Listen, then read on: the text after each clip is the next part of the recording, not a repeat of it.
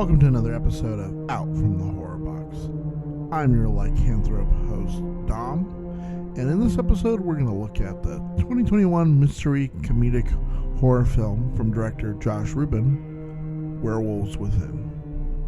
This film, I was surprised to find out after watching, is loosely based on a video game, and I would not have believed it if I hadn't researched it myself. But let's just get right into the film and discover who's the werewolf.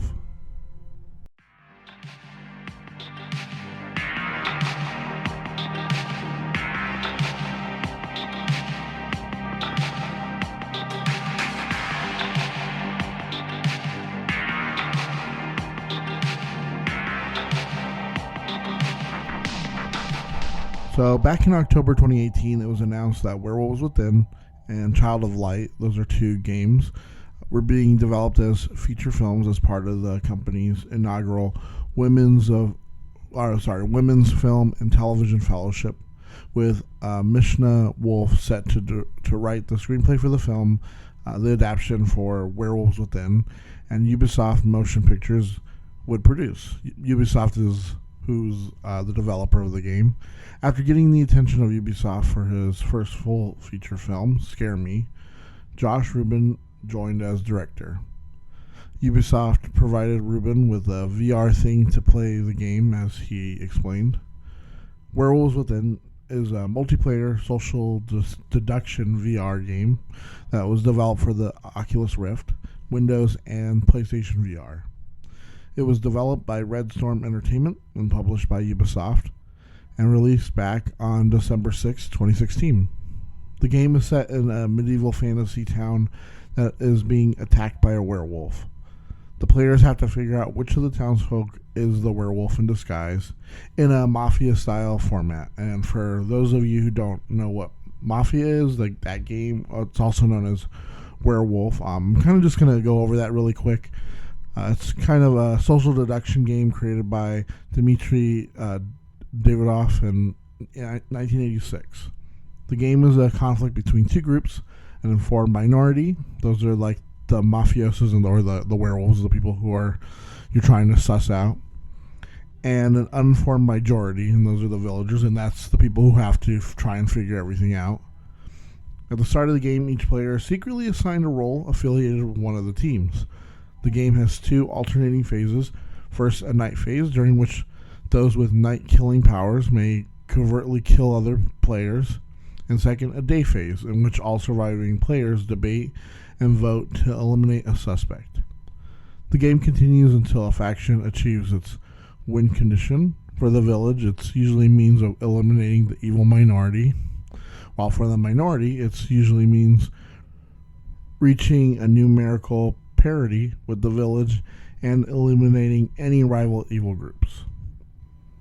So, in January 2020, it was announced that Sam Richardson had joined the cast of the film and would serve as a producer, with Josh Ruben directing, as I had stated before.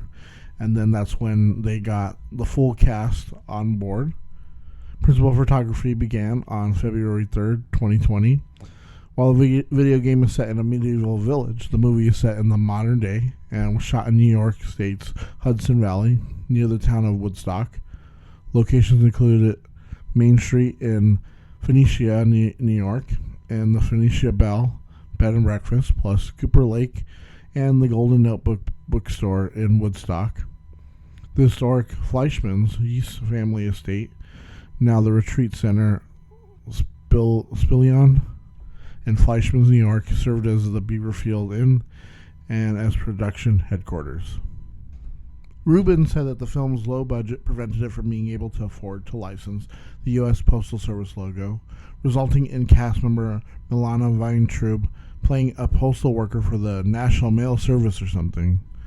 He also explained that the cast's wardrobe was deliberately exaggerated and wanted the wardrobes to look like they might get turned into action figures. Someday someone may want to dress up as these characters for Halloween. I think that's a pretty good idea to kind of forethink like some kind of merchandising, or even for like Halloween, something very obscure that some people probably wouldn't even stop and think like was from this movie, For now, though, let's find out who done is the werewolf. Should have packed our snowshoes. What? People do that? You know, fun fact, not only is it the oldest, but remains one of the most effective means of traversing the ice. Wow. Yeah, you're gonna fit right in at Beaverfield. Everything here is a little questionable. Ranger! The people. The weather. Everything.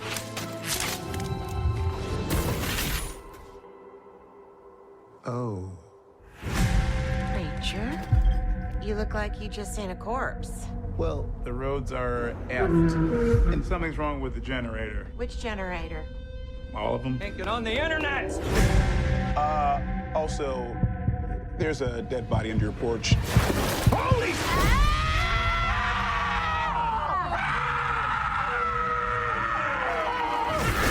Probably a wolf. What are you, like a wolf detective now, Marcus? Who knows who or when it's gonna kill next. I think we can all agree that it's unsafe outside, and there's safety in numbers. Out of curiosity, who is packing?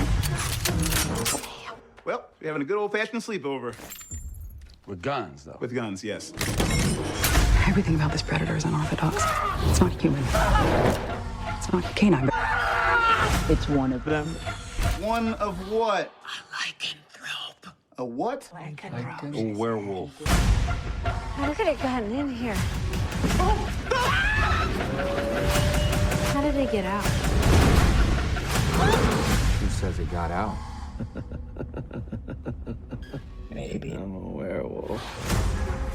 Maybe you're a werewolf. Maybe you're a werewolf. You're a werewolf. You're a werewolf. You're a werewolf. Maybe we're all werewolves. Hey! Are we really in a Mexican standoff right now? Baby, don't say Mexican. Just stand up. You know, we're probably just gonna head out. This is We're just pull it.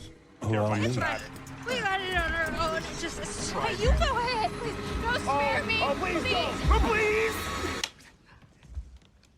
Please don't bother the Spare lock. me. You think I Oh couldn't my do that goodness, I myself? could have Wow. gotten it.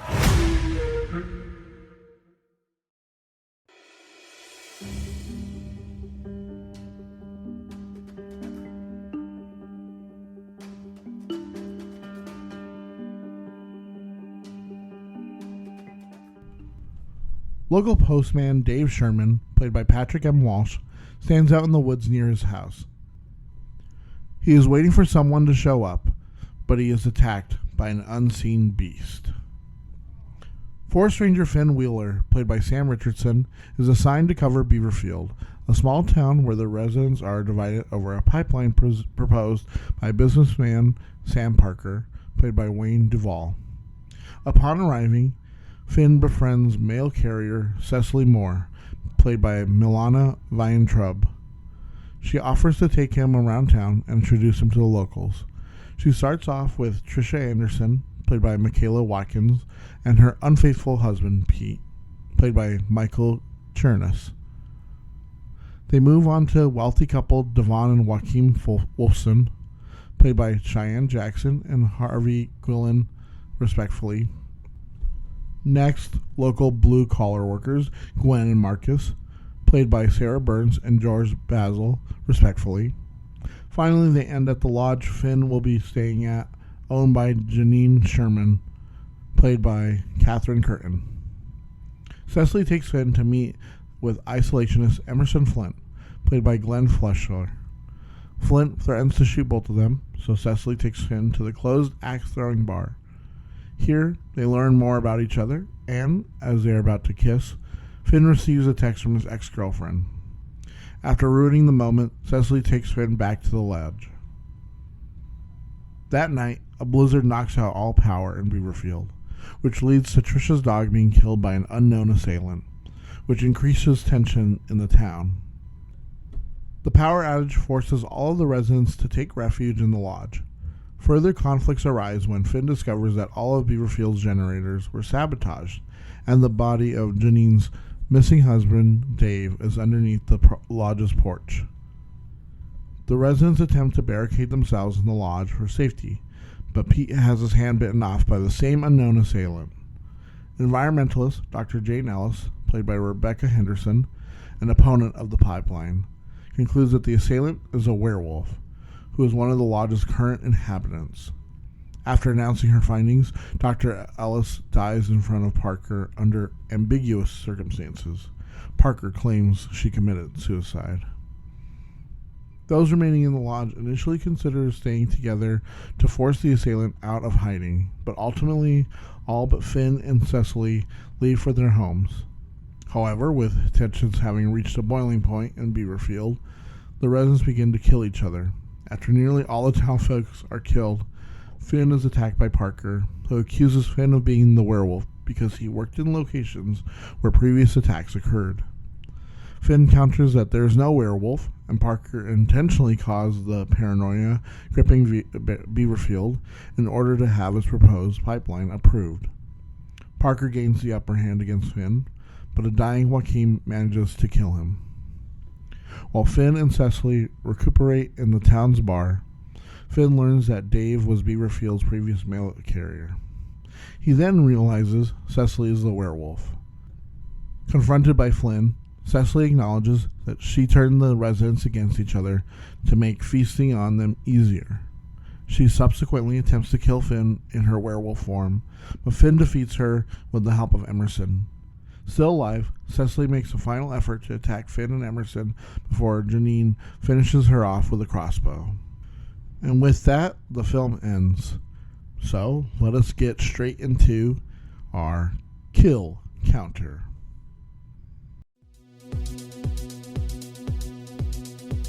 Kill counter.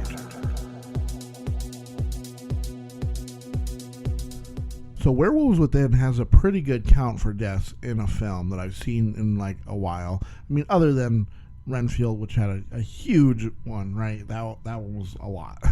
But I mean, just like off of like other films that I've seen recently, this one has a pretty good one. Like especially when it's just like the main cast. Like there's just a set number of people in the film. There's no extras, nothing else beyond that. And of the main cast, like a great portion of them are gone, and that's 11 deaths altogether. There are only 2 deaths that are actually committed by the werewolf. So without further ado, let's actually just get straight into the deaths. The movie starts off strong with the death of Dave Sherman, the local postman. Dave is meeting some unknown person, but is viciously attacked by something, and we don't see him until Finn discovers his corpse under the lodge, and it's like portrayed as very graphic. We don't really see it because it's very like blurred out, kind of just the way that the depth of field is, and like the tarp that they used on him. So that's kind of crazy. Next, we see the death of Trisha's dog, and I'm going to include the dog on here this time. Chachi. The dog is eaten during the night, and it's like she just despairs over the loss of her dog, and it's what helps gather the cast into the lodge to begin with, because everybody like goes there, and then after that, the next morning, because this is when the power's been cut out and everything, and then like her dog, so like everyone starts freaking out, and they all go to the lodge, and then the next day is when they discover Dave's corpse. Dr. Alice is the next death. After gathering hair samples from the corpse of Dave Sherman and Chachi's leash, she confirms through DNA analysis that they belong to a canine, but don't match any species in her database. Alice becomes panicked from the discovery, and after drinking a bottle of whiskey, begins shooting at the rest of the cast when they knock on the door to her room. Parker breaks into the back door of her room, and we hear multiple gunshots, and he later claims that she committed suicide. Most of the town folks are very suspicious of his explanation, as are we, the audience, especially because we know that he is on the opposite side of her. She's been trying to basically stop him from building his pipeline. That's what she's there. She's an environmentalist who's there stopping him. And it would be advantageous for him to get her out of the picture in any way, even if it looks suspicious to him.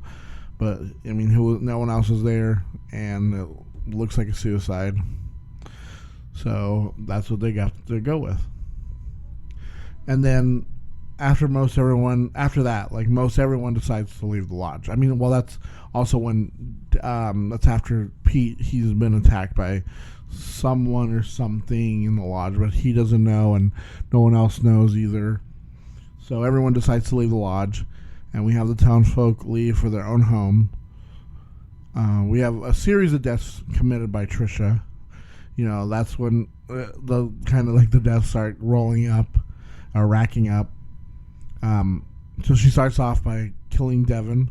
She gets a syrup tap and she sticks him in the head with the... Well, I think she like beats him up first and then sticks him in the head with the syrup tap, which is gruesome. Marcus gets run over by Gwen because he breaks into Trisha's house and starts stealing a bunch of stuff. And then he's out there waiting for her, and he's all yelling at them, and she just comes and plows him down. It's kind of funny.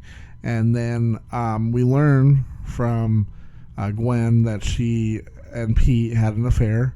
So Trisha gets mad, and she just starts firing her gun at Gwen and accidentally shoots Pete, and which causes him to bleed out. And as she's like trying to say sorry that she shot him, he dies. But then Trisha's taken out when she's distracted by Pete by accidentally firing her gun at Gwen. Joaquin swings a fire poker at Trisha, knocking her head first into the open fireplace, causing her to catch on fire and kill her, which is crazy. All this happens like kind of one after another, and it's just like, damn, dude, that's like most of the townfolk right there getting killed. And then Joaquin himself, because he's like all upset over Devin and then having to kill Trisha and all this stuff, and then he gets shot with a crossbow by Parker, who's trying to hunt down everybody now, because at the time Finn and Cecily discovered that in his room there was a knife that looked like it smelled like gasoline, so they assume that Parker has been the one who's been causing everything. And then she also kind of starts becoming suspicious. Cecily becomes suspicious of Finn because she starts reading about, like you said you were at this place and there was a bunch of deaths there, and then you were at this place and there was a bunch of deaths there. There's been a string of murders, and they have to kind of put that aside because Parker's going around. He's just gonna try and kill anybody because he thinks they're werewolves. He's just gonna try and find out, kill them all, and figure it out later. But Joaquin doesn't die right away though, and he's able to shoot at, because Parker has this gas burning like model pipeline thing that's just set up to show like, hey, this is all the gas that you guys could get and make a profit from. So Joaquin shoots that, causing it to explode, killing Parker, and then Joaquin just kind of succumbs to his crossbow wound and dies. Cecily's the final death. We find out that she's actually the werewolf and slashed the town's generator to prevent contact with the outside world. She framed Emerson Flint and caused the resulting chaos. She also framed Parker, and she made everyone, or at least Parker, suspicious of Finn, so she kind of pitted everybody against each other. She transforms into a werewolf and fights Finn. She's temporarily stopped by Flint, but is finally put down by Janine Sherman, who makes use of Parker's crossbow. And that's the end of all the deaths for the film. So let's just jump right into my final thoughts.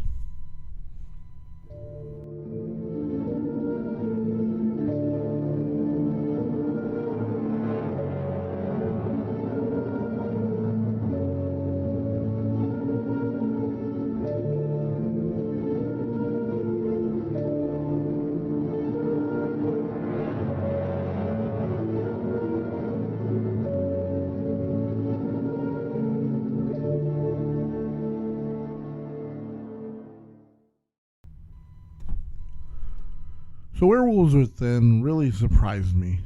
I have seen Scare Me. It's a pretty great film unto itself. I love that it's just very self-contained. It's just, I think overall it's like 3 characters.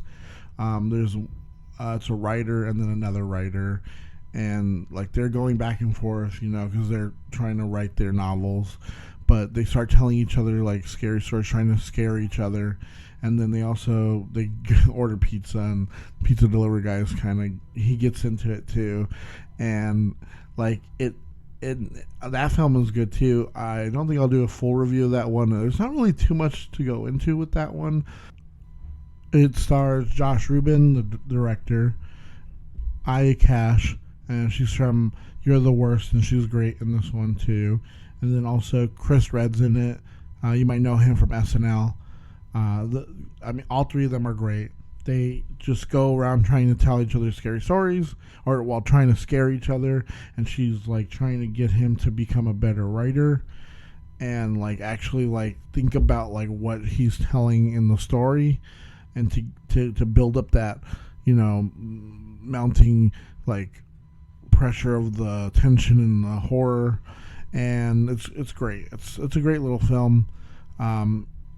And you can totally see where he's going for this.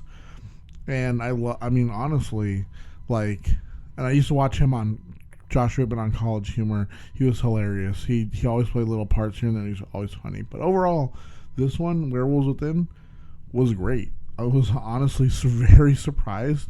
Like, I hadn't heard more about this. The acting, the direction, the cinematography, they're all solid. Like, I can believe that, like, it's this little town of like, sure there should be maybe a little bit more people in the town, but you can totally buy that, like, oh, like these wealthy like gay aristocrats, whatever, they're just like wealthy guys. They move to the small town, and then like they love the little aesthetic, but then like the guys who the girl runs the honor shop, and she's just like a blue collar with her dumb boyfriend, hick boyfriend, whatever. And then also there's like the weird creepy guy, but he's married, and like they're all trying to decide like whether or not they want this pipeline or not, and like, oh, all this money they can get. But it's just so good. And I think Sam Richardson, he's always amazing. And if you haven't watched Veep, he's hilarious in Veep.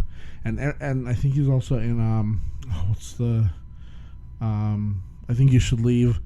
That he's hilarious. I think he's very underrated. Like I think he plays that role of like quiet, like like quietly innocent and dumb, like pretty good.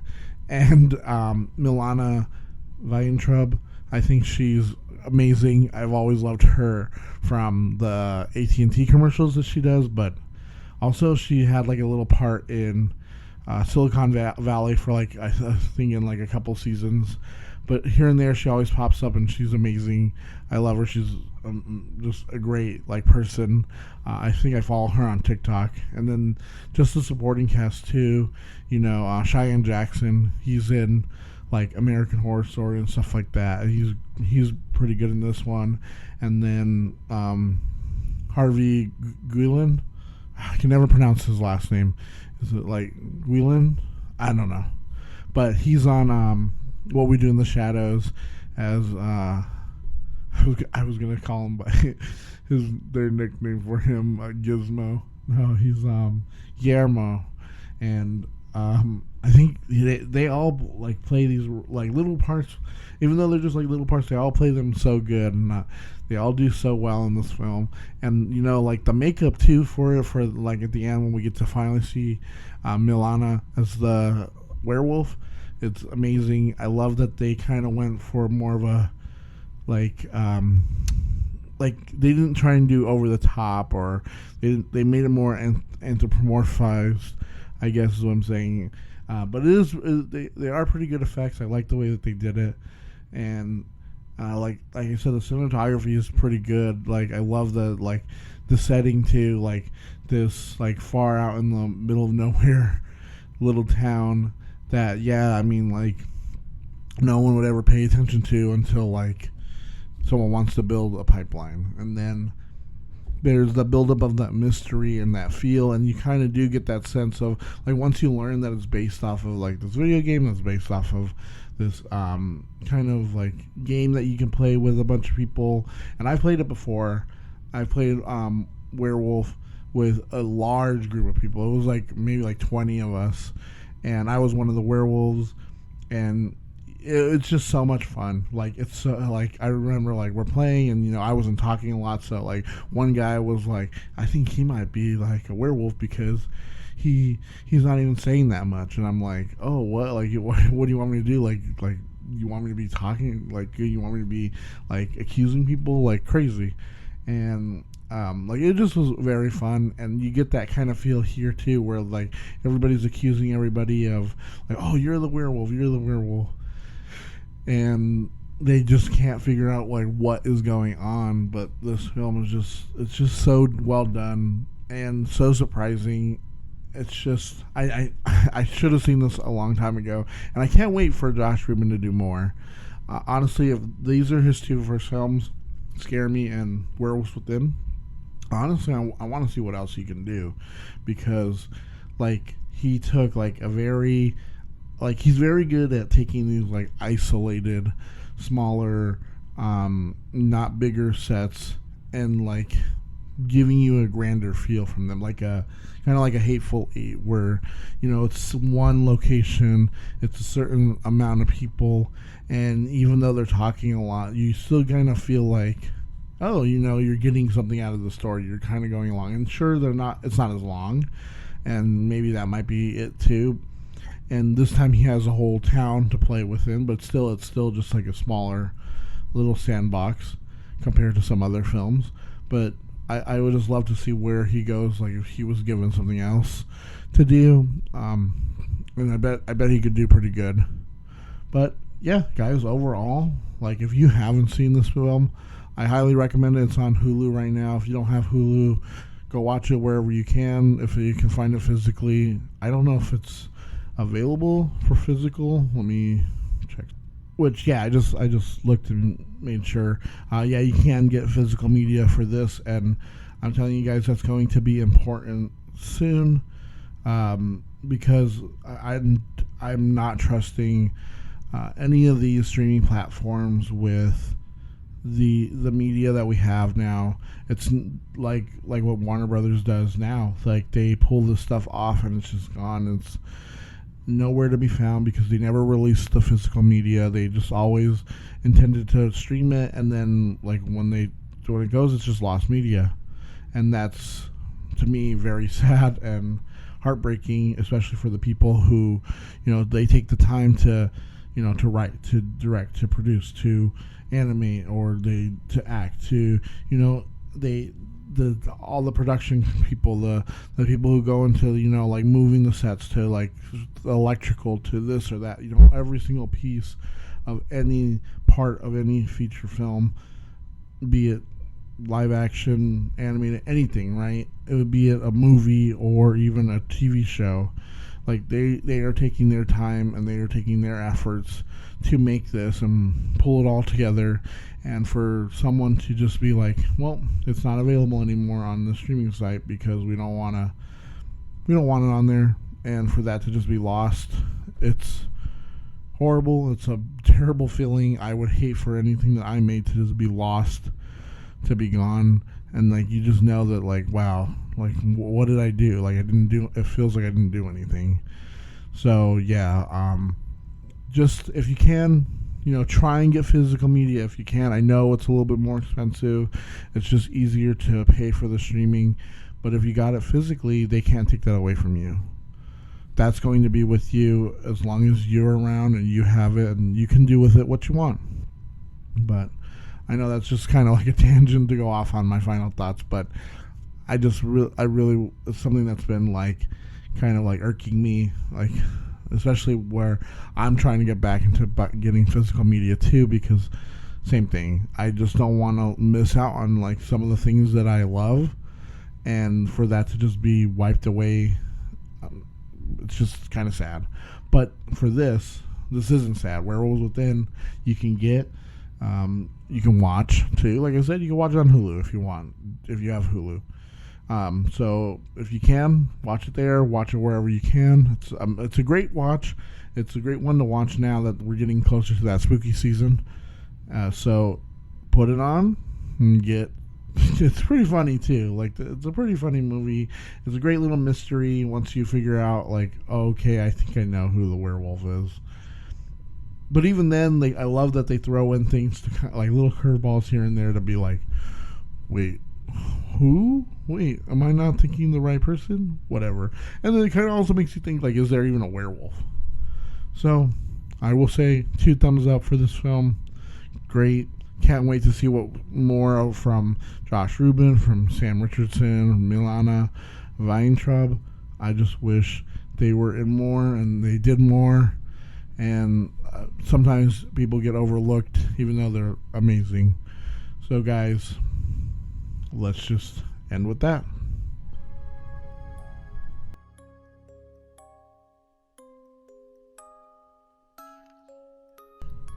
So, did you play Werewolves Within? Is this one of the best video game adaptations? Did you like the film or not? Please let us know on all of our socials. And thank you for listening. If you like what you hear, please subscribe to get every new episode downloaded. Do you have any strange, mysterious, or unexplained stories? Are they fact?